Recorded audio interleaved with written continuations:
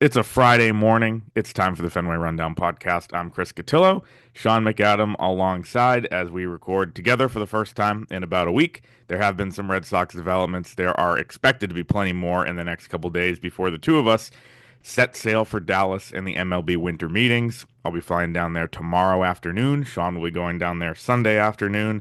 I mean, that's either, great planning that we're not going to be in the air sometime at the same time, or my plans get screwed up and I had to scramble. That's more of what happened. Anyway, we'll be there covering it on MassLive.com.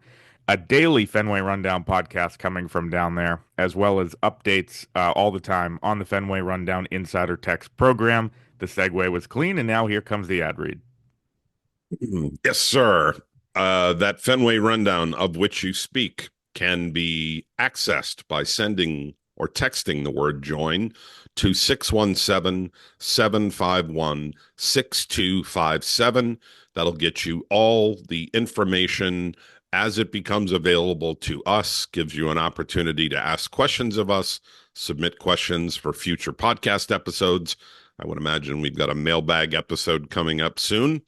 So do that. Text the word join to 617-751-6257 for a free 2-week trial period. After that, you will be assessed a monthly charge of $4.99. So a lot of the questions, $4.99, not $499, although the argument could be made that that would be reasonable too.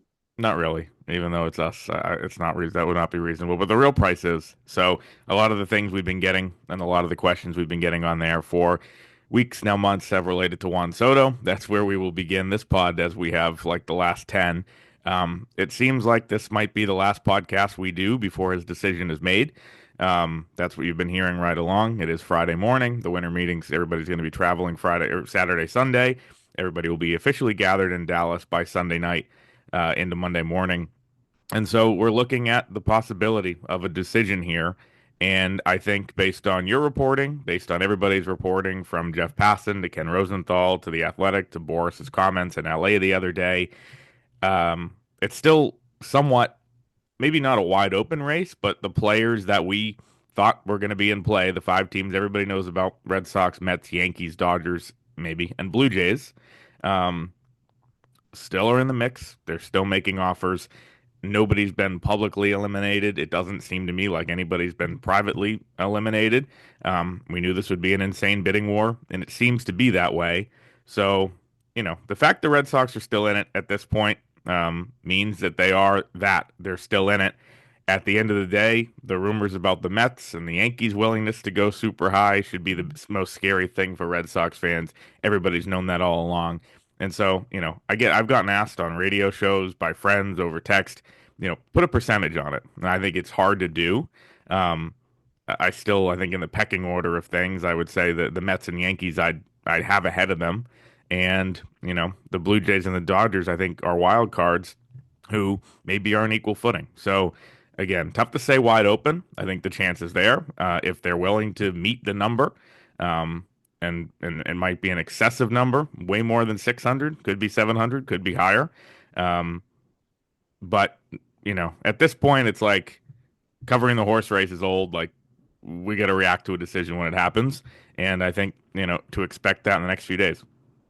Yeah, it certainly seems it's headed that way. It's possible it could be done over the weekend. It's possible it could be Monday morning as the meetings officially kick off and get going.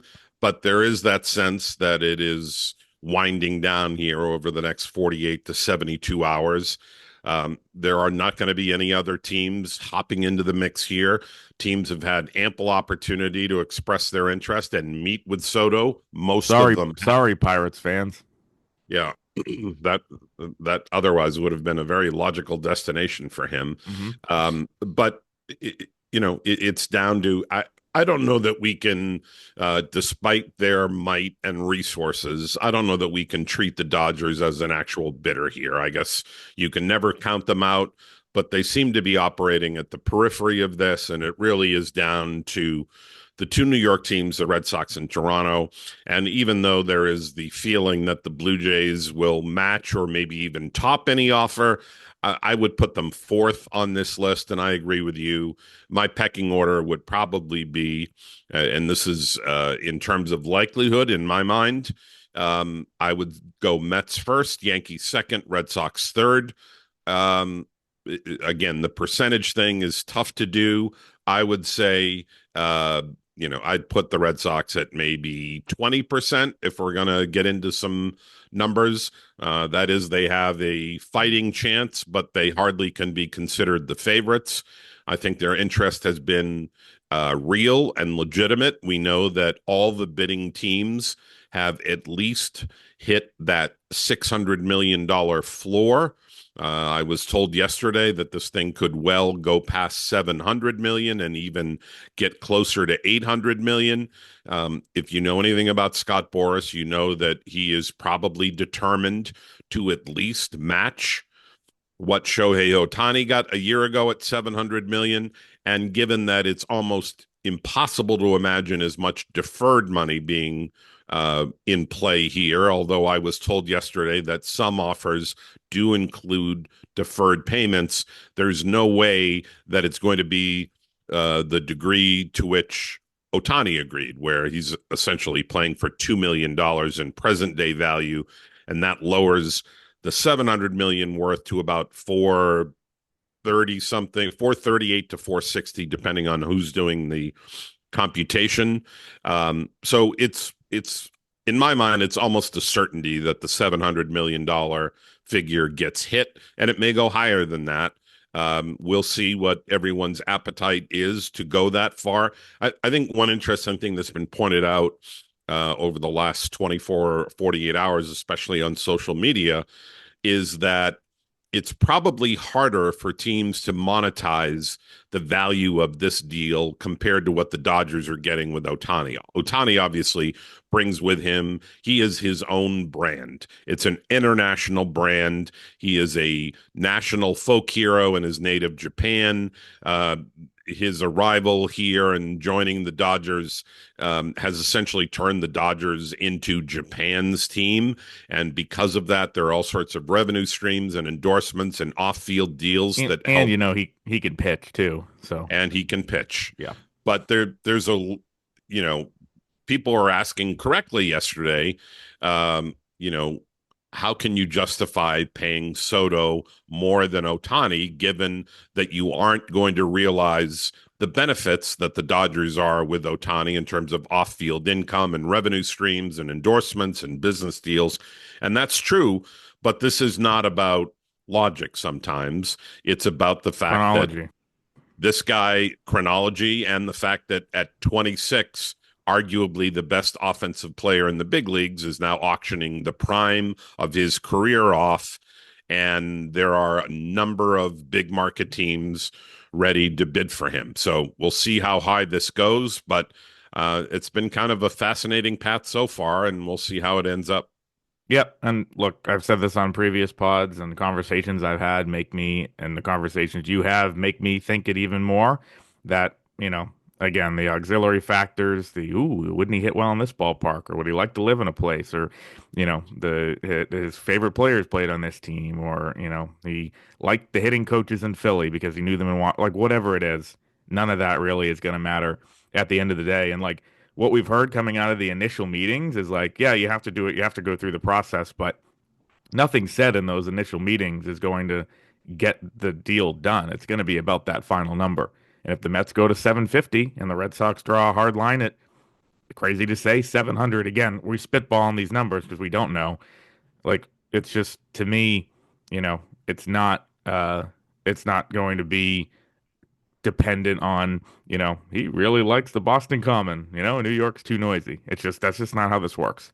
Yeah, And John that's Heyman pointed out particularly the other true. day, I think talking on foul territory, like he doesn't think that this is going to be one of those where he settles for the other factors. I don't think it's going to be either. Yeah, the fact that this is a Scott Boras client um, sort of leads us to believe that the highest offer is going to carry the day. Maybe that's not true. As I've said, if Toronto is somehow $10 million more than the Mets. I still have a hard time thinking that the Blue Jays emerge with him, but maybe it is really about who puts the biggest stack of chips in front of him. He is asking about, you know, forward paths and what the plans are for the team's uh, ability to compete going forward. The Mets and Yankees both went deep into the playoffs. Yankees got to game 6 of the World Series. Mets got to the NLCS. The Red Sox and Blue Jays are playing from behind in that regard. But I think even the most cynical observer would say that the arrow is pointed up on the Red Sox and the direction in which they're headed. That helps them. Is it enough to compete with two teams that had deep October runs while the Red Sox were finishing 81-81? We're about to find out. I do think one factor that's going to play in, and for some reason, through no fault of anybody's, it's just not talked about that much, is the opt-out thing. When the opt-outs come, how much money gets in front of those opt-outs. Otani's deal, I think, just has the opt-out if Friedman leaves, right?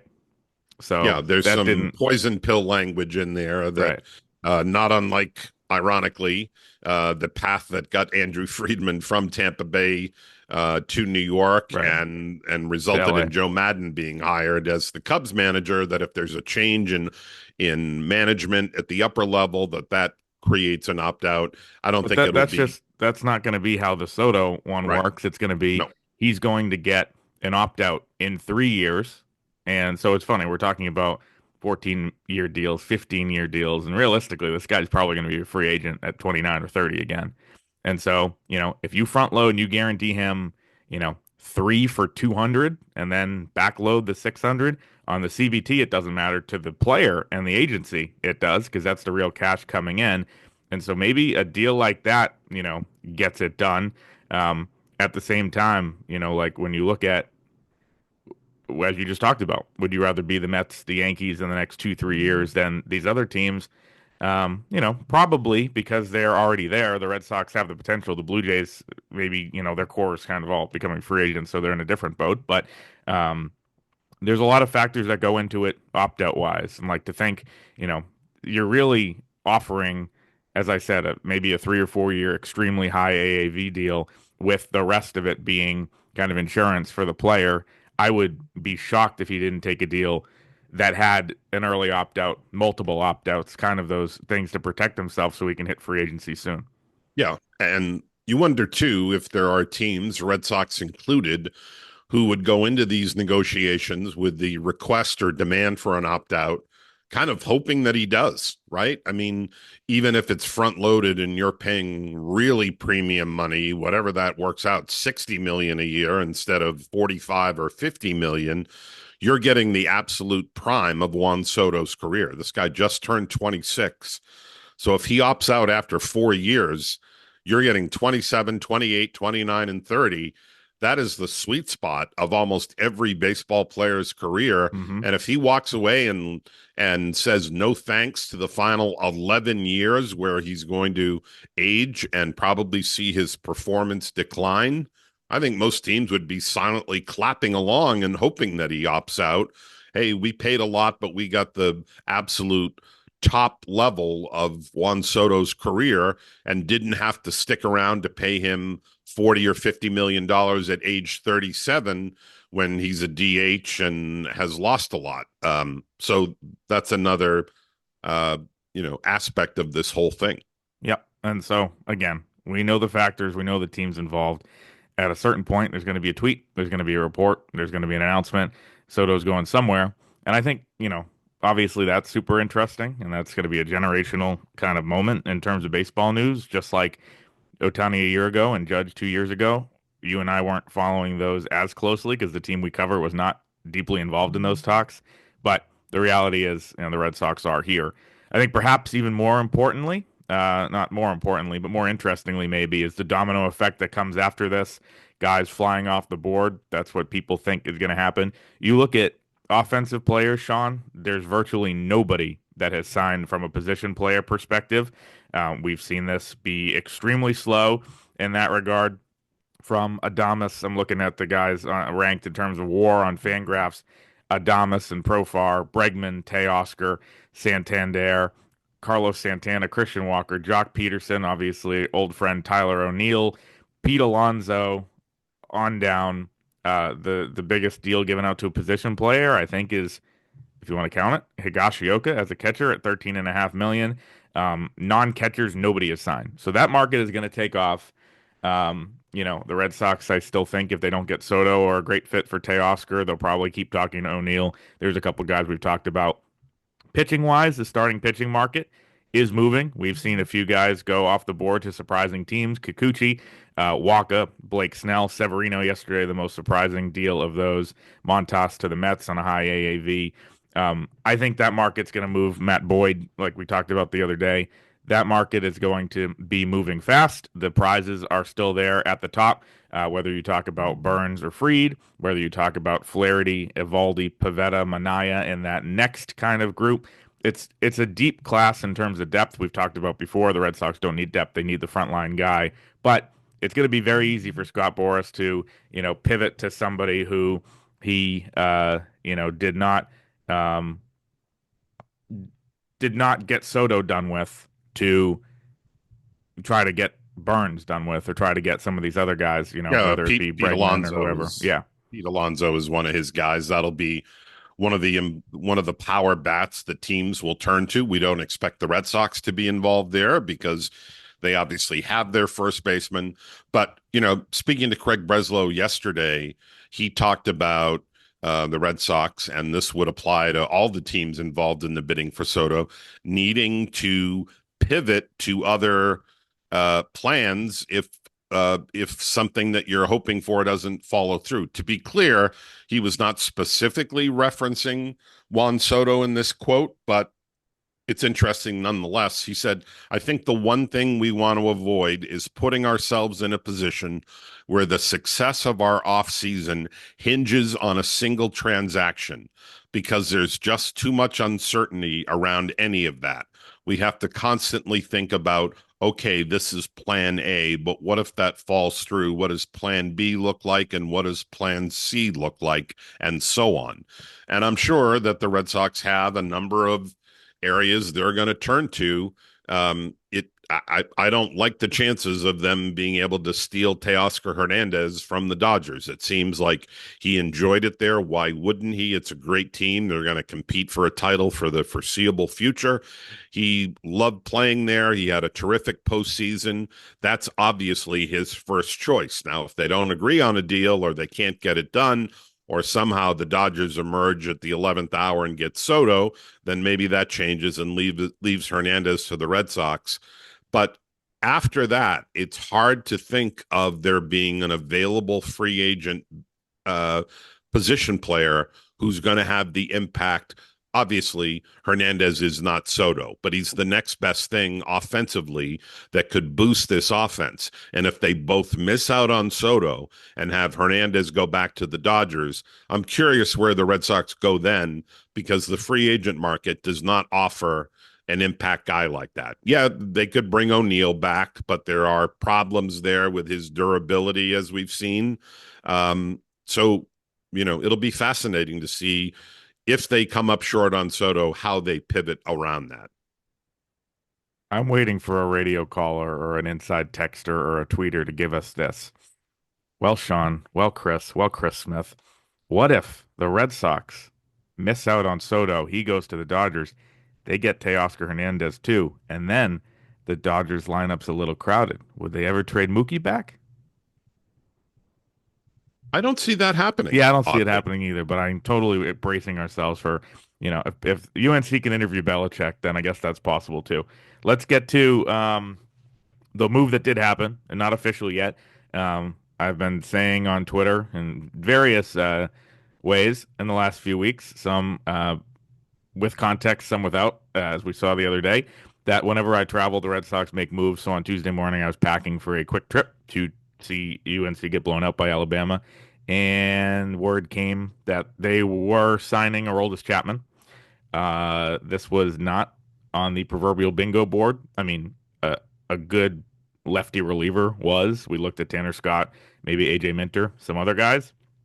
I think you and I never thought Aroldis Chapman would be a Red Sox for a variety of reasons, but The deal is agreed upon, 1075 for the year, 11 million with incentives. It's expected to become official in the coming days. Someone's going to have to be DFA'd. There's guys that they can do. We won't get into that. I even breaking the story was surprised that it was happening. I just think, this is a guy.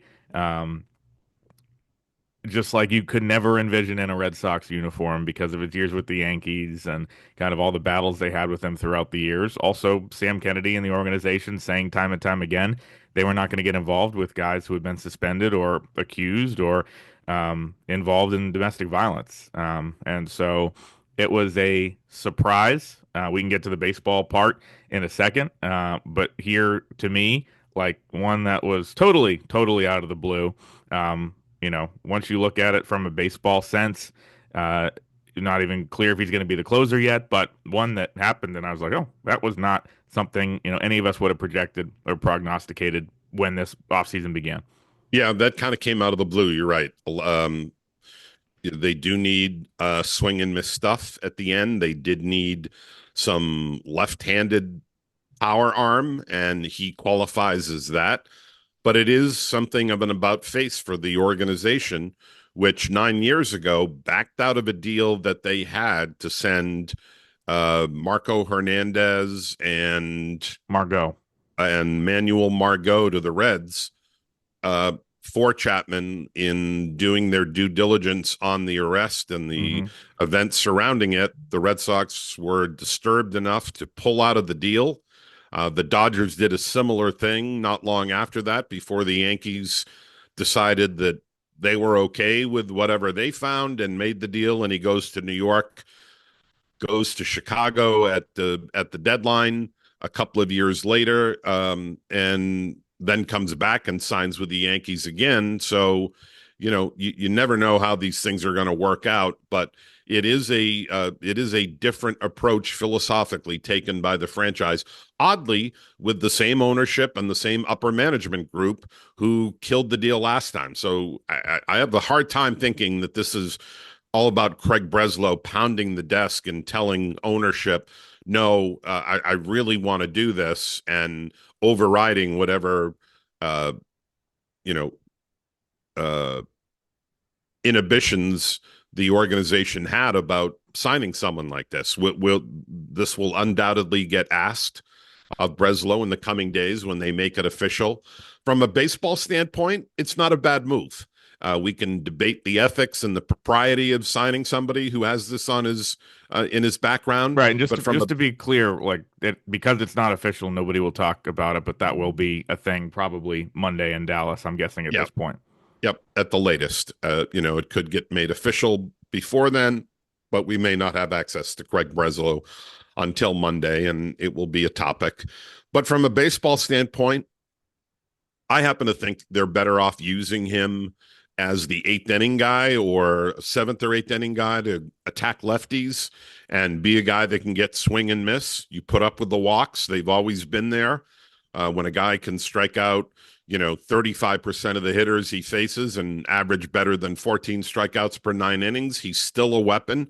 Doesn't matter that he's 36. He averaged 99 miles an hour on his fastball, still gets chased, still gets swing and miss. So he's an intriguing piece that they could use in a number of ways. They could have him close. They could have Liam Hendricks close. They could have Justin Slayton close. They could still go out. There's nothing stopping them from signing Tanner Scott still and having a lefty closer and a lefty power setup guy. But there are all kinds of different combinations that could unfold here. I actually don't think there's really much of a chance on Tanner Scott anymore, but Probably not, but I don't think the door's been completely shut. I was pounding that drum since the beginning. I thought he was a perfect fit. Yep. And you know, he was obviously the top guy available, but he's going to require, 4 years probably, maybe Yeah, get into 50 to five. 60 million dollars, maybe more. So, Um, and I know people have said the peripherals on Chapman are close to him. Obviously, it's a 1 year commitment for like 10 or 11. So I understand if they looked at that move as the smarter one. They just, they went out and decided 2 years ago under a different regime under Heim Bloom, we are okay getting older relievers with a long track record of success that probably have a couple more years of being successful. Chris Martin in 2023 was excellent. 2024 more up and down, but pretty good when he was on the field. And Kenley Jansen, as weird as it got toward the end, was very effective for them in doing his job. The ERA doesn't tell the whole story. I've said many times his tenure here was underrated because he was on mediocre teams, but he converted like 90% of the save chances. That's all you need him to do, right? And, it was a weird ending, as we've covered well. But, this is kind of sticking with that. Let's go get and Justin Wilson and Aroldis Chapman, guys, toward the end, 36, 37. To me, when you look at Tanner Scott, when you look at some of these other guys, AJ Minter's another guy that I brought up repeatedly. They already have Justin Wilson and Chapman locked in as lefties. Those guys will be in the opening day bullpen. They will have big roles.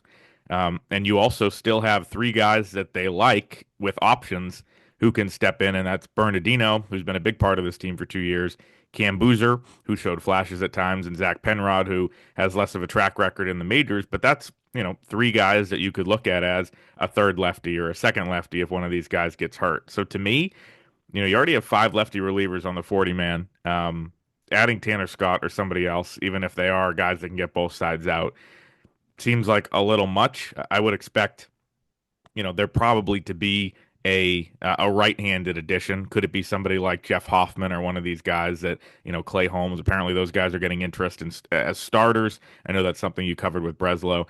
But like, if this is the biggest bullpen move, I wouldn't be surprised. It's not what I thought it was going to be at the beginning of the offseason, but now, you see it kind of coming together.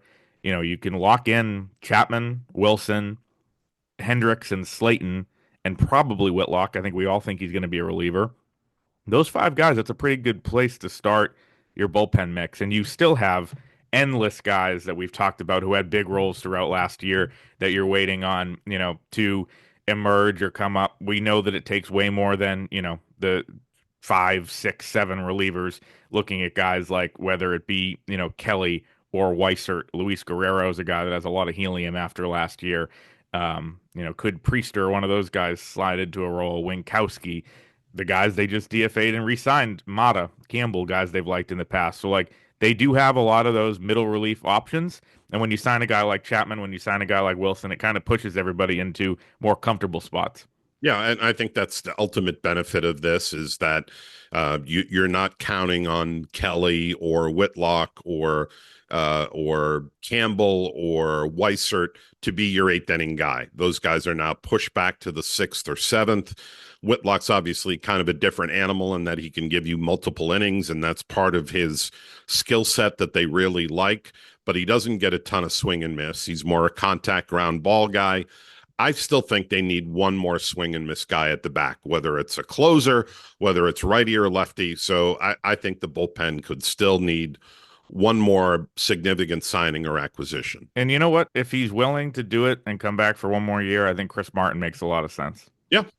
So Yep. that's something that people haven't talked about. I know you and others, and it kind of seems likely he wants to pitch closer to home in Texas, whether Houston or the Rangers, who he's pitched for before, want him back.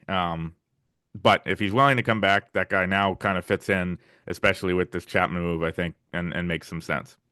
That is the Fenway rundown for today. Covered a lot of ground, as we will continue from a location far away. Again, both flying to the winter meetings this weekend. We'll have plenty of coverage. We'll tweet out our flight schedules so you know exactly when to look for Soto, Fried, and Burns to come off the board. But in the meantime, plenty of updates, of course, on the Fenway Rundown Insider Text program. Which you can join by texting the word join to 617-751-6257. Click the link to subscribe. That'll give you a free 14-day trial period. After that, you'll be charged $4.99 monthly.